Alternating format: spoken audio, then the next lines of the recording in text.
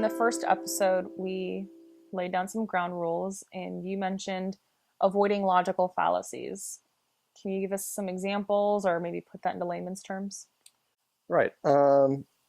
So probably the most famous one everyone's heard since they were a little kid is when, you don't want to do something and, you're yelling at your mom or dad and saying, well, why do I got to clean up my room? Mm-hmm. And they say, well, because I said so. Yeah. Well, that's a logical fallacy. That's actually the one called an appeal to authority.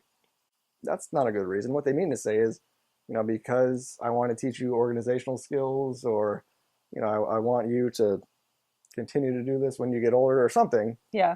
That's an actual reason. But because I said so, that's just saying, well, someone important said something. But important people say things that are, wrong all the time. So that's an example of a logical fallacy. So like a kind of a definition of that would be whenever someone says something that there's just a problem with, that there's, some sort of a mistake that has been made.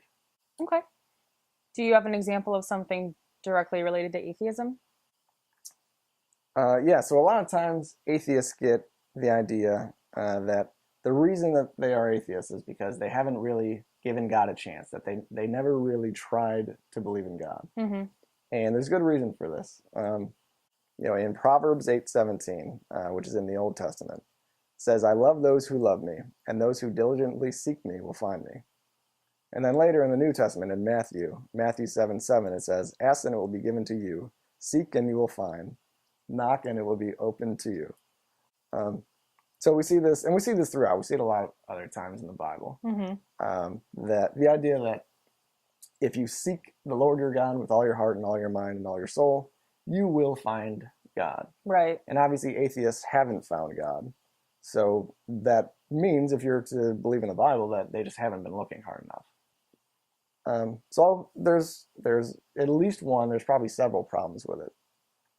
My biggest problem with it is that anytime where you conduct an experiment, the idea is to go about it with an open mind and making your conclusions before you've done anything is exactly the wrong way to go about, any normal experiment as we would do with the scientific method today. Yeah. But here we have, biblical direction to, well, first conclude that there is a God, and then try to go find out how that's so. Right. So what we should be doing, at least I think what we should be doing, is not necessarily seeking God, but seeking the truth. Mm-hmm. And it could very well be that seeking the truth will lead us to find God. Sure. But concluding that, all of our normal efforts will certainly lead us to God, it seems to put the cart before the horse. Okay. I think that's probably an experience you and I can both readily relate to, and I think a lot of atheists can as well. I'm C.L. O'Hanlon. And I'm Bridget O'Hanlon, and we're the Atheists Next Door.